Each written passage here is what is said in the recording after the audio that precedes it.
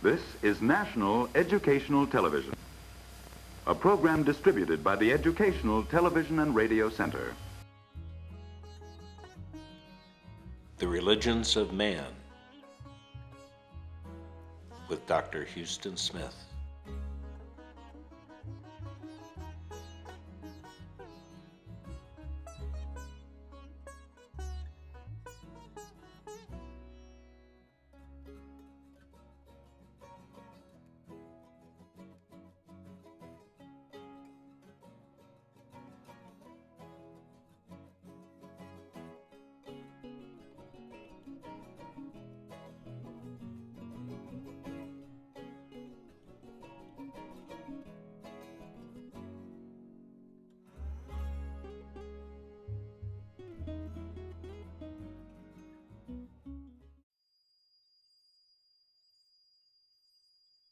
Last week we noted that Hinduism says to its followers, you can have what you want. As long as you want the so-called desires of this world, wealth, fame, pleasure, power, go after these things. There's nothing wrong in doing so at all. The only point is that sooner or later you will come to the realization that these things are not enough. Even when they're translated into the so-called finer things of life, there comes a time in which, in the words of Aldous Huxley, one asks even of Shakespeare, even of Beethoven, is this all? Now, when that time comes, what does Hinduism answer? Is there anything beyond Beethoven? And Hinduism says there is. But what is it? Well, it must be something which satisfies the deepest desires of man. And this brings us once more to the question of what we really want. What do you really want? We answered this on one level last time, but Hinduism says that these things that men think they want are really only means to deeper desires. What do you really want? How do you answer that question when you're not distracted, when you have time to think about it, when you're alone, perhaps at night? Well, Hinduism says that men ultimately want three things. First of all, they want being. We want to exist rather than not to exist. We don't want to die.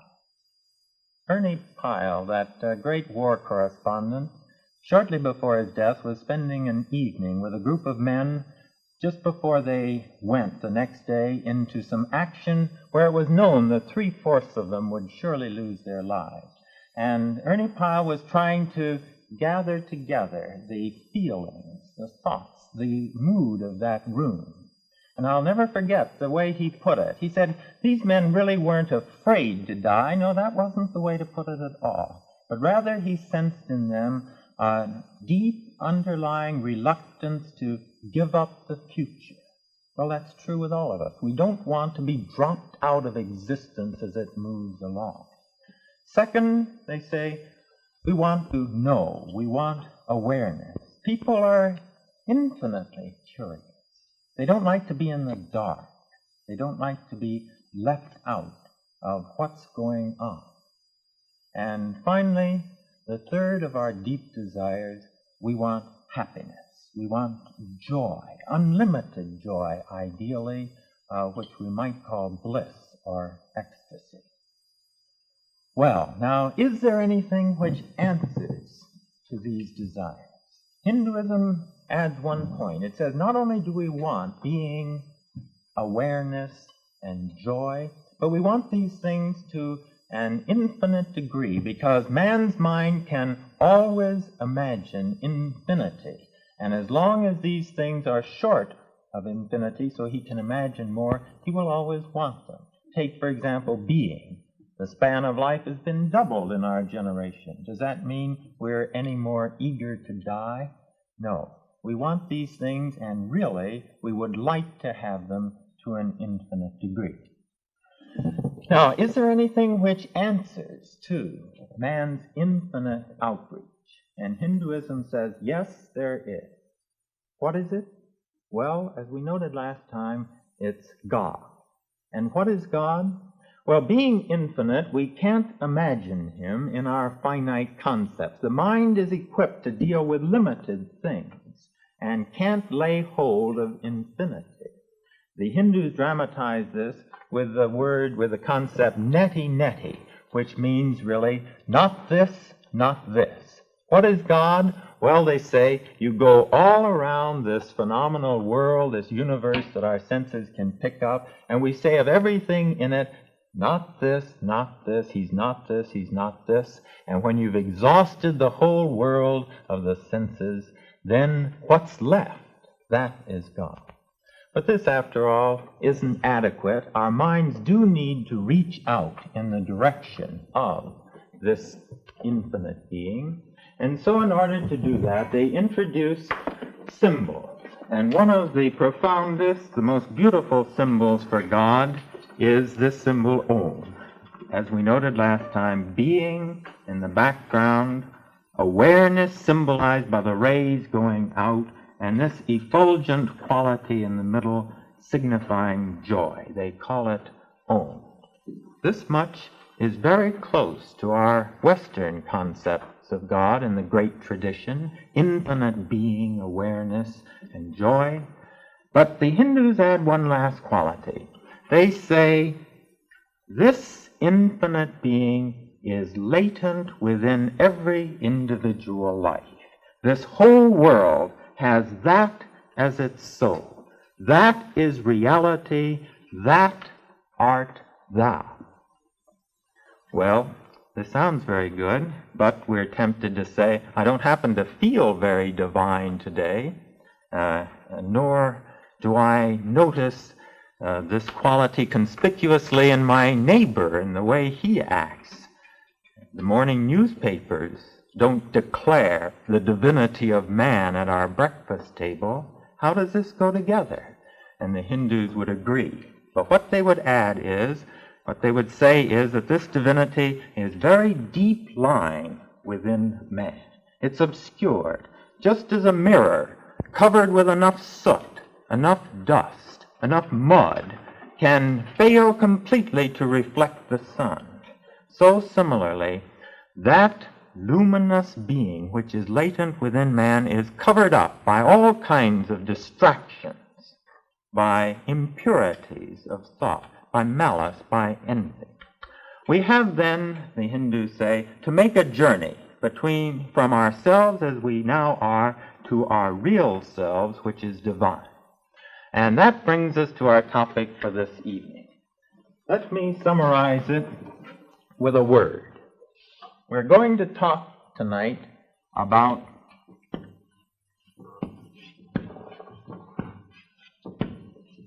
the yogas.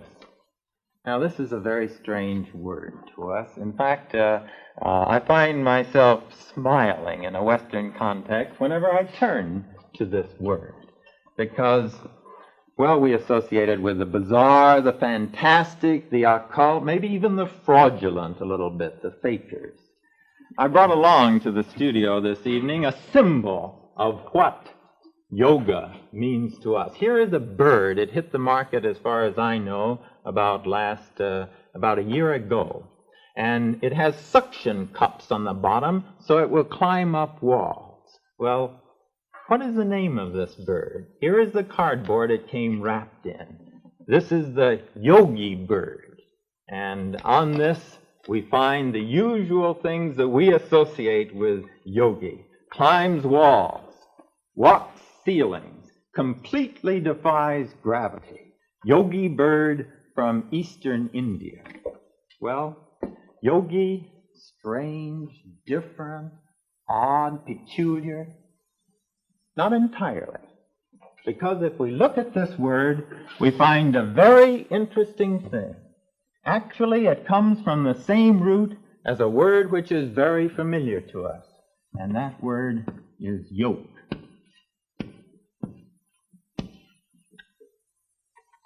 Yoga really means union, and in its religious sense, it means a path to union with God. The yogas then are paths. They are paths from finite to infinite being. They are paths from the way of desire to a completely different kind of life. They are paths to what lies beyond Beethoven. Now, note that I've been saying yogas. I've been saying paths in the plural, because that's the way they view it. According to their view, men are different, and being different, they start from different places, and therefore the routes which they travel to God will be somewhat different. Specifically, they say people tend to fall into four classes, four kinds. First of all, some people are very reflective, very intellectual. These are the philosophers. There aren't very many of them around, so we don't have to spend much time on them, but there are some people for whom the mind plays a very important part in their life. When they're intellectually convinced of something, this gives the green light, and their whole lives follow according to their mind's dictates. Now, to these people, Hinduism says, use this mental endowment to bring you closer to God. How does it proceed? Well, specifically, it proceeds through a systematic reasoning, cleaving the acts of discrimination so as to bring man to the realization that he is not basically his body. He is not basically this brittle mind and personality. Those are not him. He is something else, deeper lying. After all, who am I? Am I my body? The biologists tell us that there's nothing in my body now that was here 7 years ago. My mind, my personality change even more rapidly. No, yet I somehow have endured through these changes. That which endures through its manifestations cannot be not equated exhaustively with the manifestations. Well, we won't spend more time with this, but just to note that for them, they say to those who are philosophically minded, here are some exercises, here are some reasoning processes which lead you to realize that you basically are not this body, not this personality, but something more than either. Now, there's a second kind of person, and there are more in this class. These are the people who work. They are really immersed in their livelihood. Some of them work because they can't escape from it. More of them work because they really love to work.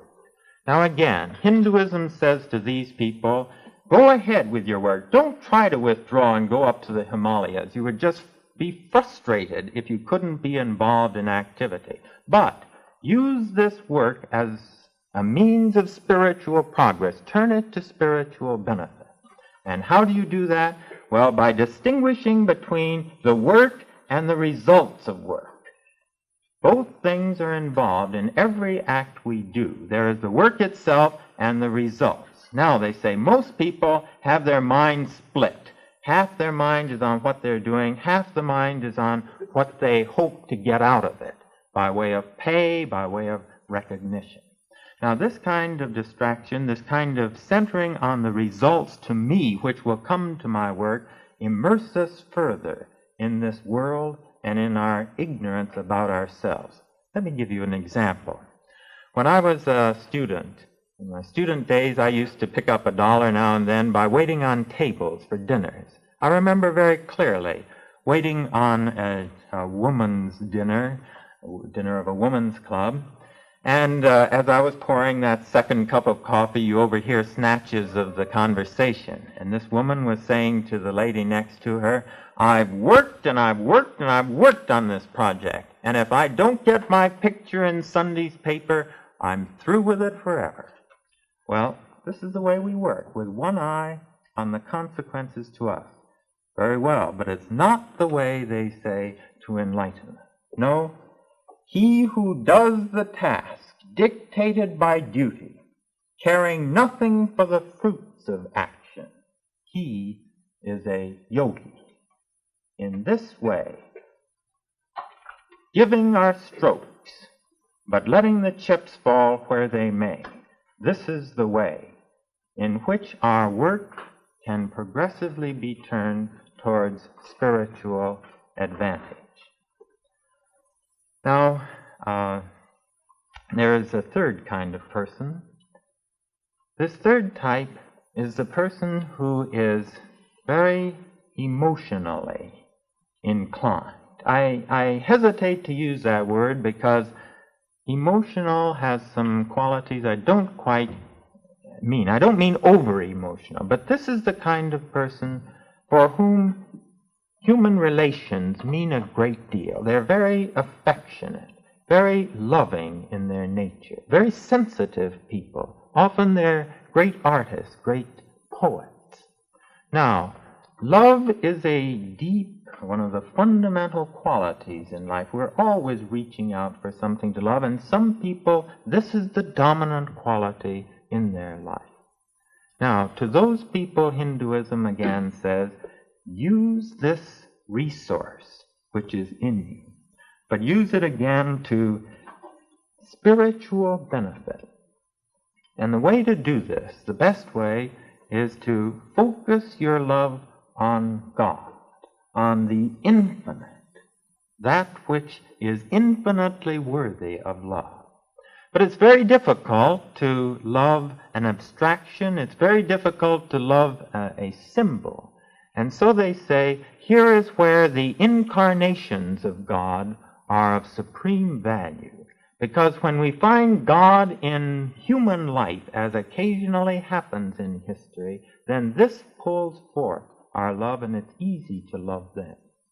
And so they say, keep your mind on God throughout the day, and keep your affections directed upon Him. You do this by saying His name over and over during the day. Keep the name of the Lord spinning in the midst of all your activities, while you're washing the dishes, while you're vacuuming the rug. Keep repeating the name of God. Singing of hymns also helps. The saying of prayers and psalms. All this will help to direct the devotion towards Him. They go on to add, however, that man is an interesting creature in that his love has many dimensions. And they will say, tap all these directions of your love towards God. Think of Him as your father, and this will draw the emotions of a child for his father and for his mother. So the Hindus think of God also in terms of the Divine Mother, tapping our impulses as children and our feelings of dependence. They also say, think of God as your friend. This is another quality of love. Think of Him as your lover. This is more remote from us, but we find it too in the mystical tradition of the marriage of the soul to Christ. Think of God also as your master. And here again, in Christian liturgy, we have hymns that say, my master and my friend, all tapping these qualities of love. And as we think of Him as our master, we go about doing all our work for Him, dedicating it to Him as would a servant, devoted servant, dedicating his labors to his beloved master. Finally, they say it's good at times to think of God in the form of a child, because this will tap our impulses as parents. On the surface, we have nothing like this in the West, but I would like to suggest that part of the power of the Christmas story comes from just this fact, that it's the one occasion during the year when Christians deliberately think of God in the form of a little baby. This, then, is the third yoga, the way to God through love. And finally, there's a fourth kind of person. This is a kind of interesting type, basically experimental. He doesn't want to believe anything on faith. He doesn't want to become involved in rituals.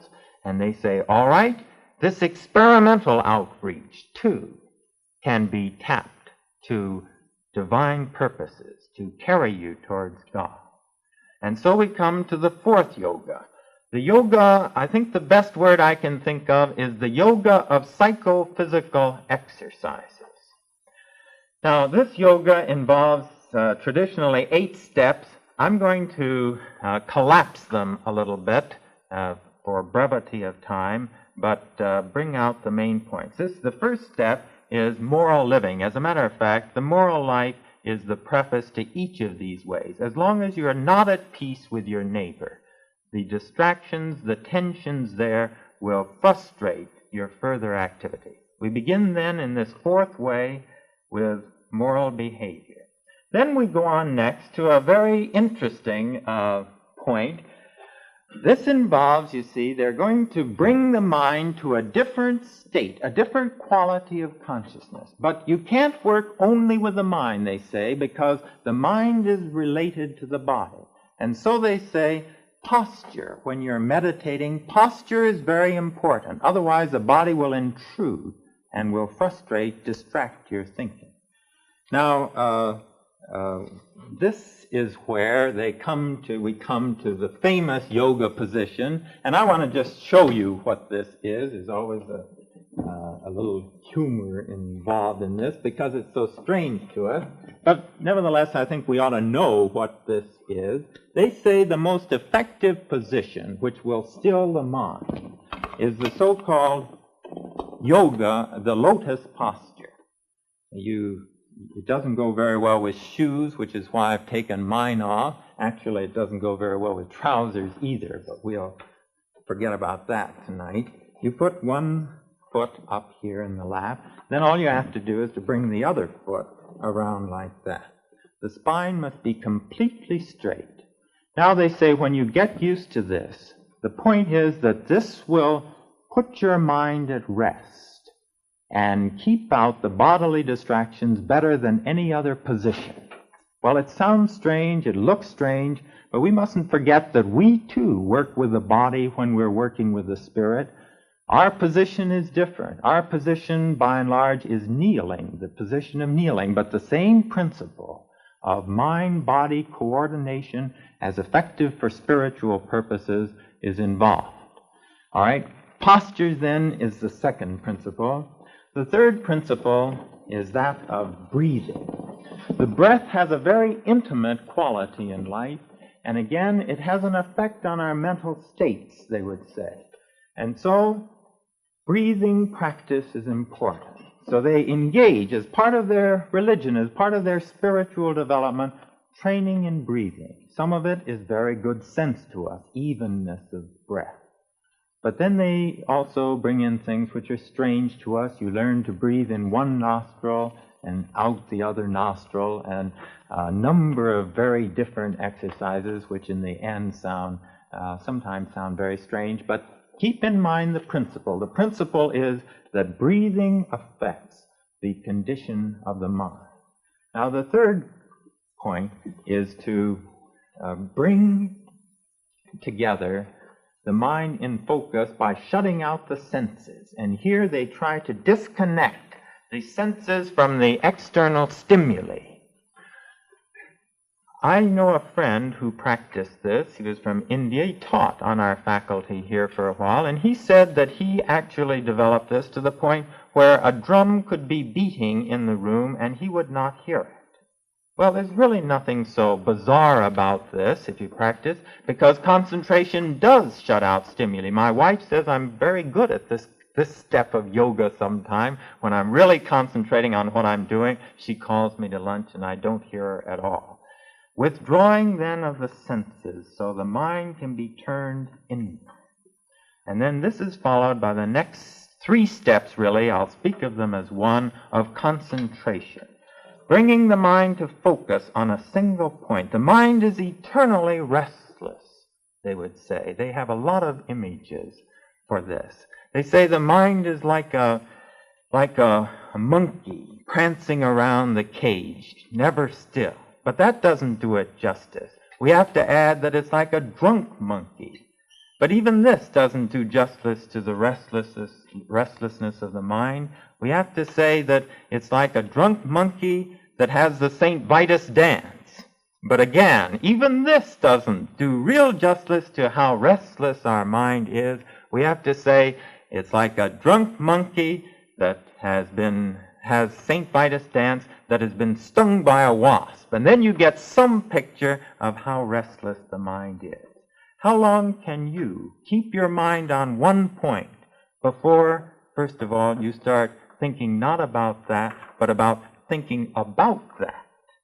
Well, 3.5 seconds is the usual span. You, by practice, though, can increase this.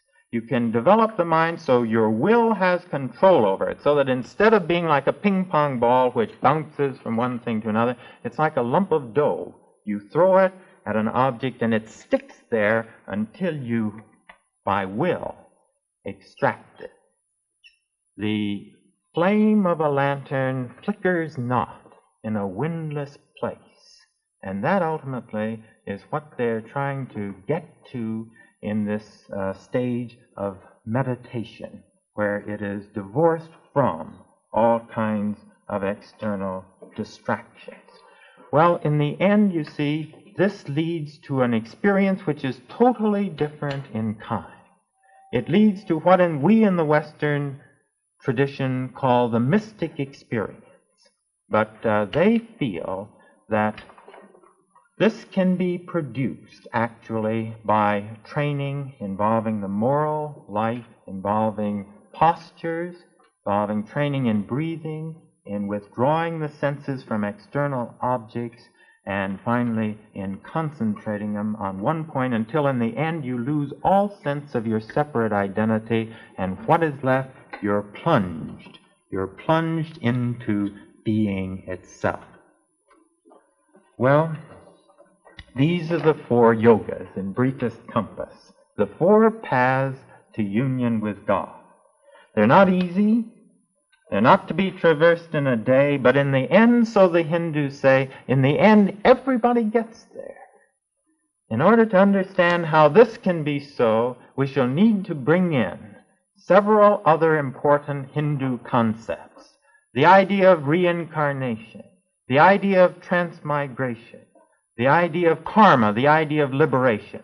This is for next week. But tonight we have looked at the 4 yogas. I've tried to tell you about them briefly in my own words. Now in closing, let's let the religion itself speak to them. I close with a few lines from Swami Vivekananda's yoga works, followed by one verse from the Mundaka Upanishad. Each soul is potentially divine.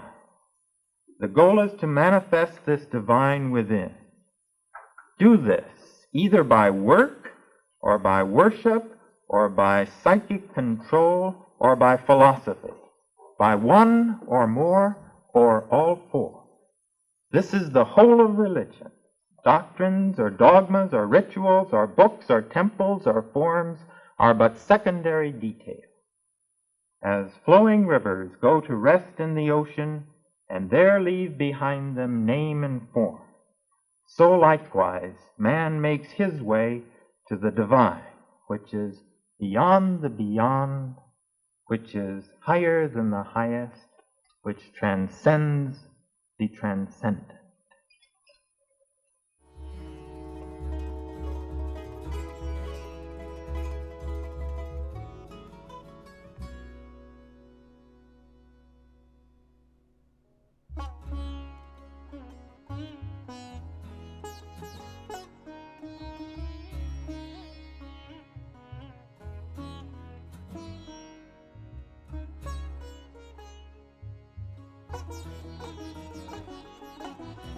The preceding program was distributed by the Educational Television and Radio Center.